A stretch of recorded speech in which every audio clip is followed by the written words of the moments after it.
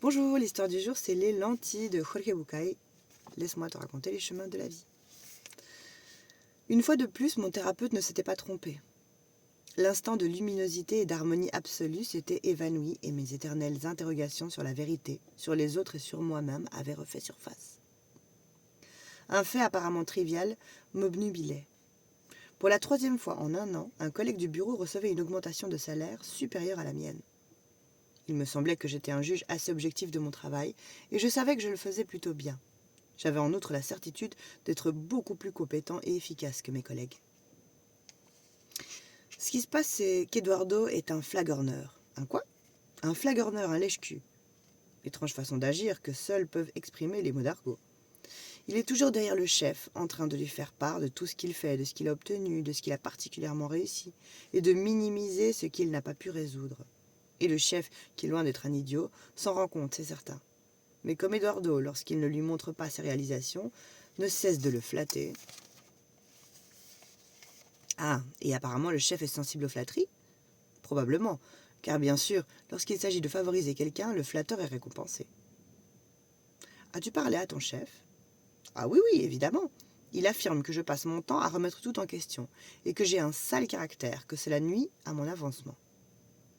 Autrement dit, tel que tu l'exposes, si tu étais obséquieux comme Eduardo, tu serais récompensé par une promotion plus importante, plus de points, un salaire plus élevé, etc. Oui, c'est ce qu'il me semble. Bon, alors c'est clair, tu connais ton objectif, tu sais comment l'atteindre et tu en as la capacité.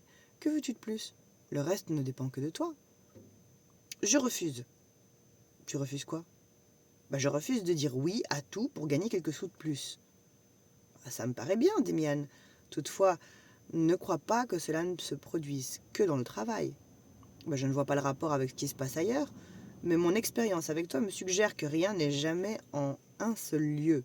Alors, je ne sais pas si cela arrive seulement dans le travail, je n'en sais rien. Quand Ricardo ne t'a pas choisi pour la présentation à la faculté et qu'il a désigné Juan Carlos, n'as-tu pas éprouvé la même chose? Si. Et quand tu m'as raconté il y a quelques mois que ton amie Laura s'était éloignée de toi parce qu'elle préférait la compagnie de gens qui taisaient les choses qu'elle n'aimait pas entendre, n'est-ce pas pareil? Oui, c'est pareil.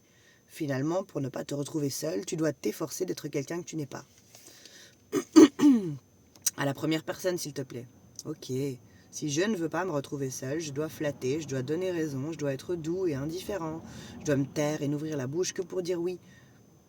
Sans doute est-ce une méthode. L'autre est celle de Diogène. Quelle est celle de Diogène? La méthode de Diogène est celle-ci.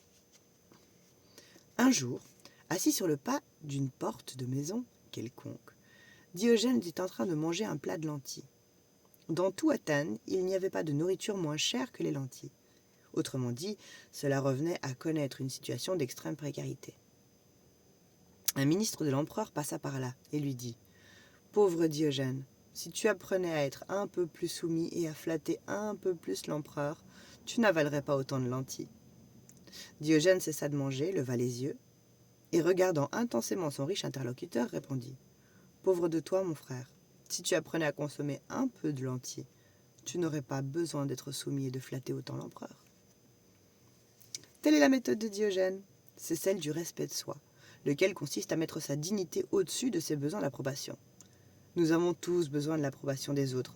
Cependant, si le prix est de ne plus être nous-mêmes, non seulement c'est trop cher payé, mais cela rend en outre notre recherche incohérente. Nous nous mettons à ressembler à cet homme qui cherchait sa mule dans tout le village, alors qu'il chevauchait sa mule. Bonne journée à vous!